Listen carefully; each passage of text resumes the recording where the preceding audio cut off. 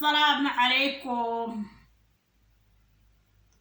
السلام عليكم ورحمة الله وبركاته. أصحاب تقالي جمال كستو كسوانتين وحلاي أصحابي سود دوادا كسود دوادا جرنا اليوتيوب على سعبدي كسود دوادا ولاشين على سعبدي مال كستو تقرأ سعودي سود دوادا ما أنت وحن كشكاينينا صومالي أن كشكاينينا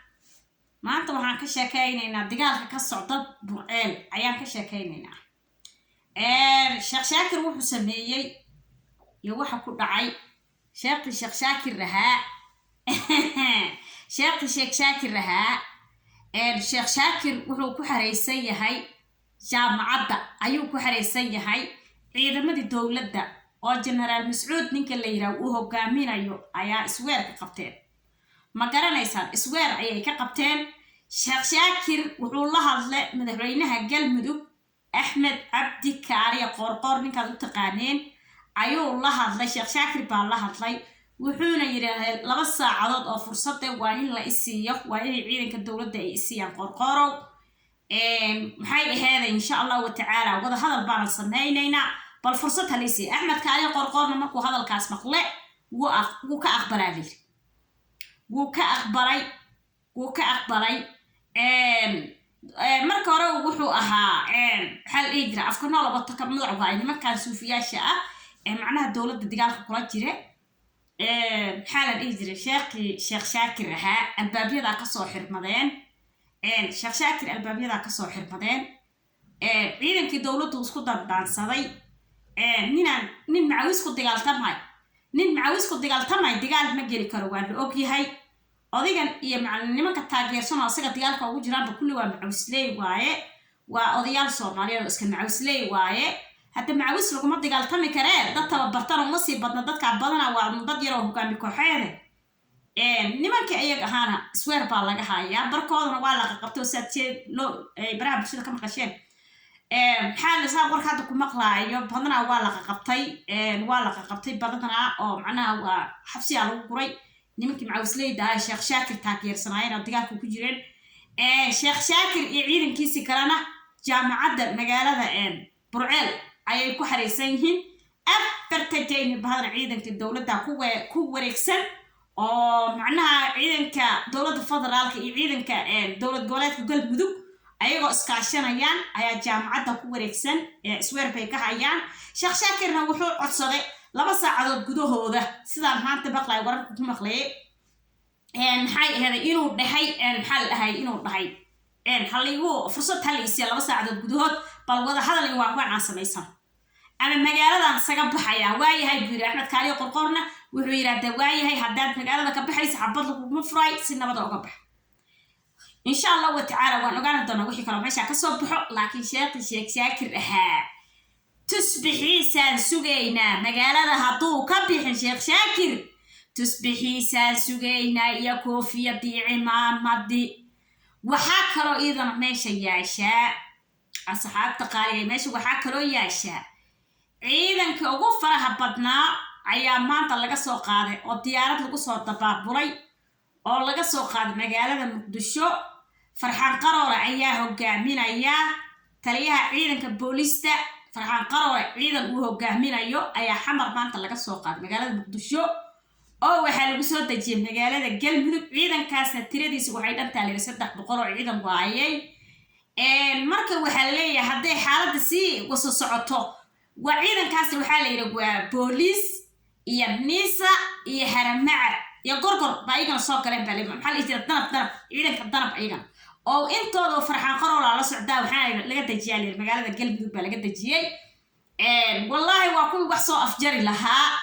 shaaqi iyo waxaan ka yaab koofiyadiisa askarta ayagoo madaxa ku wataan inay keeni doonaan baan u malaynayaa saasay u egtay arrintan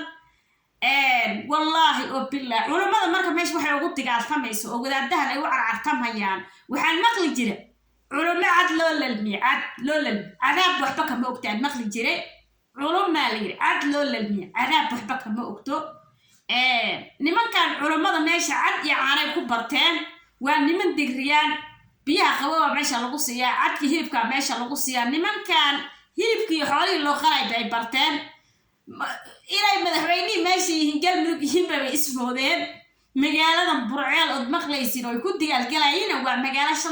شنطرار متقن شنطرار وحالة يرا قارقة كسور قرو كسمايو يا قارقة حمر كإمام يا قارقة إتوبيا كإمام وماشي وحالة يرا قواريدا معناها بقاسيادة وضم معناها ماشي يفكوك لقوش عيانكوا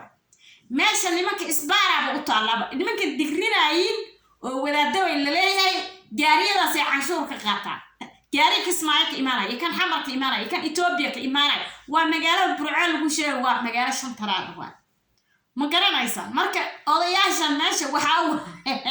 دولة يريمين لفضيا وماشي وحيكو قاطان عنشوري كقاطان قواردنا عنشور كقاطان ومقالة برعال ومقالة إسكبرا كيسان وحالقلي ومقالة حتى وحالقلي هايهن أفر إلا ما تنكسع قاري وكسو قلي كسي بحايوه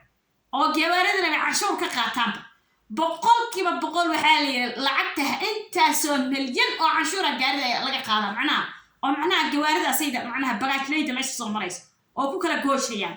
lacag badan malaayiin ay ka soo xareystaan baa la wadaadaha meesha sheekh shaakir sheekh Maxamuud ka meesha ku waashan ma garanaysa marka generaal Mas'uudna la yiraahdo oo wal sunna wal jamaa ciidankooda ahaan jiray oo hadda ciidanka dawladda ku biiray oo ninka hadda dagaalkan soo afjaray hayaba ku jira ninkaas waxa la yiri waa asaga waxa la wal sunna wal jamaa ciidankoodii buu ahaan jiray taliyo ciidankoodii buu ahaa hadda laakiin ciidanka dawladdu taageersan yahay dawladnimada digri iyo cad meel lagu cuno iyo isbaara yar oo la dhigto wuxuu ka door biday inuu dawladnimada ku biiro kooxda jabhadda inuu soo afjaro intuu taa u xirto marka generaal Mas'uud waxa leeyahay ninka generaalka war generaal Mas'uudow meel lagu digdigiyo hilib iyo caano lagu cabo isbaaray la dhigtay waxba ma tarayse adeer qoriga hay diibinta la sheegay waxay had waay odigan hadilina odigan ugu taga jaamacadda asoo ku jiro garbaduub soo xira soo qabto meel naga soo fariisiya lamana dilayo laakiin odigan waa wareersan yahay naga soo qabto aminkan waxaa la yiraahdaa tubba tu kala ku dayda maqdis haday hadda kooxdan ay lagu bilaabatay inay fallaagowdo oo ay galmudug qalqal geliso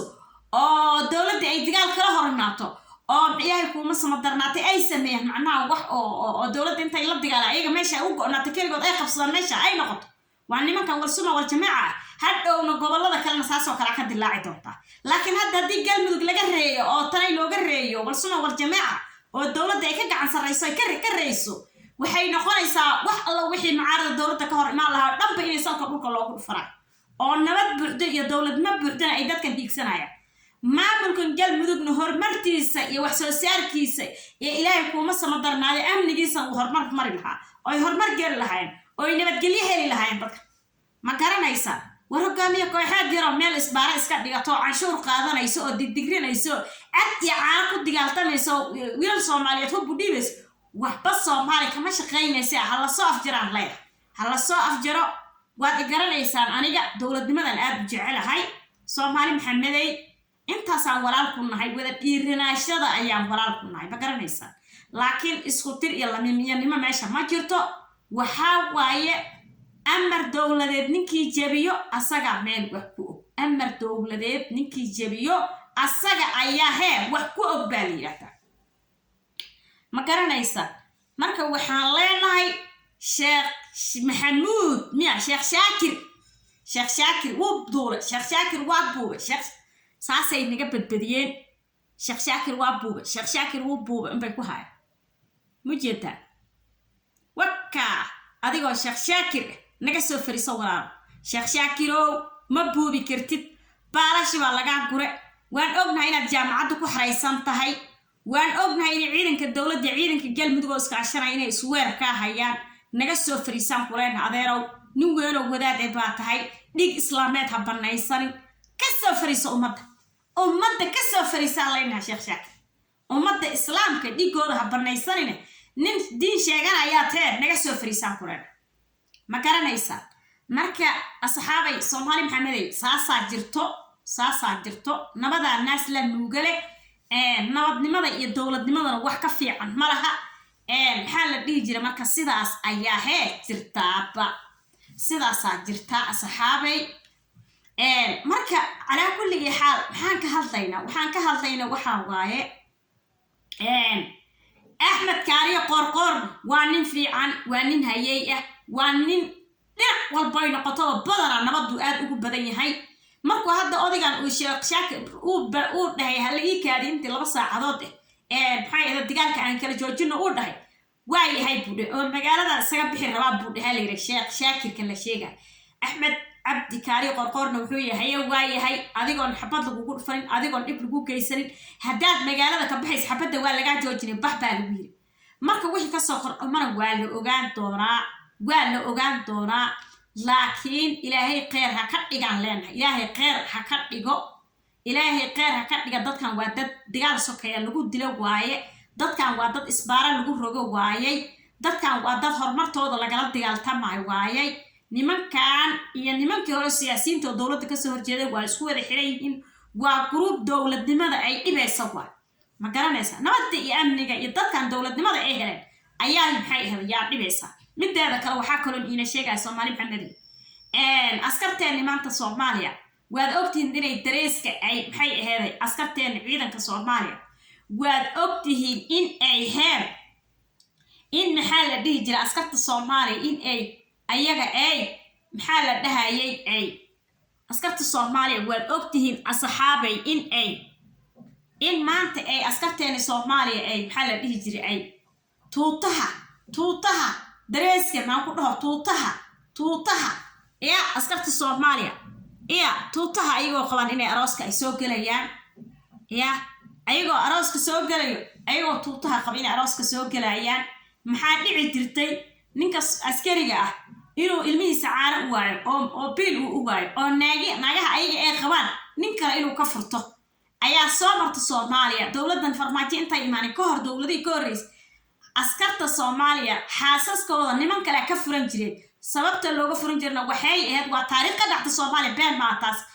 waxaa looga furan jiray yani askarta mushaarkooda lama siin jirin mushaarkoo siir aan haddana la siin jirin oo si daacad loo siin jirin ma garanaysaa nin kale baa ka furan jiray askar badan oo waxa jirta naagahoodii laga furtay dawladii farmaajo dawladii ka horeeyeen ma garanaysaa intay farmaajo u imaaneen waa laga furtaa askartaas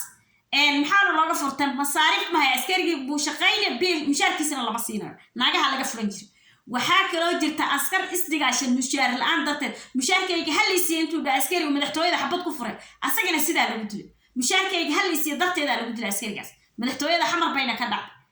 waxaa kaloo jirta iyadana maanta askarteeni inay sanka saa wada taagaan ayagoo darees ku labisan inay aroosiha adduunka casriga ay soo dhiganayaan waad aragteen oo askari walba uu faarayo uu leeyahay aniga akoonkayga lacaga ay ku jirto aniga bajaaja ii shaqaynaya aniga bangiga lacaga ay ku jirto bisha taariikh 25 markay maraysa askarta kullu mushaarkooda waa soo dhaca kaarkooda waa soo dhaca ma garanaysid ID-ga lambarkooda waa soo dhaca ma garanaysaa maanta askarteeni waxaan ku iray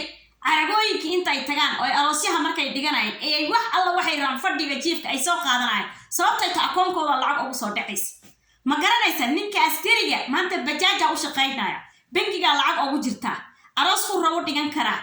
xalfadaha ka qayb galay xalfadaha bilada ay ka qayb galayeen askarteena maanta bilada Soomaaliya farmaajo wuu soo celiyay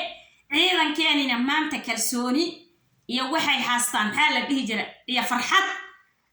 hogaamiye kooxeed iyo nin nabadda diidsan iyo nin annaga darajadaas noo quurila inuu dalkan qalqal geliyo Soomaali Maxamed ay diyaar iman yihiin haddaan Soomaalino oo war iska maqlayn dawladda hala taageero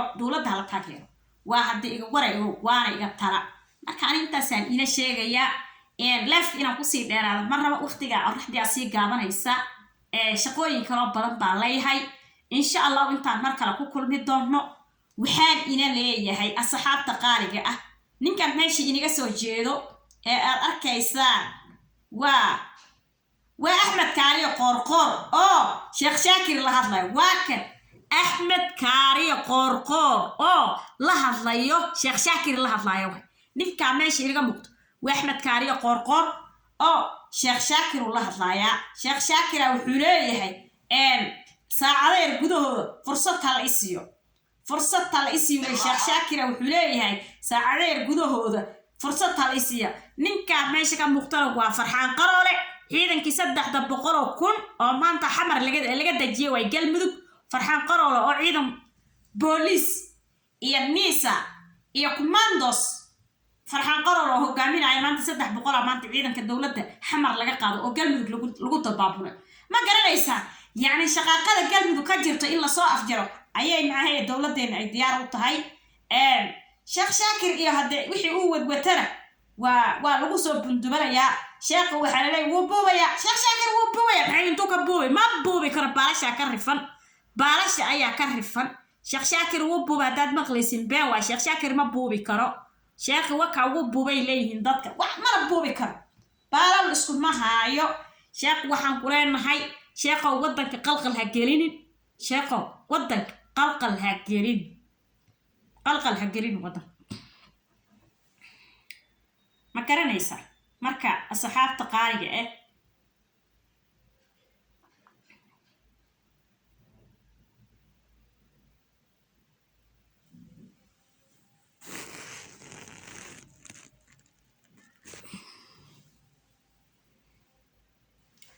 شيخ شاكر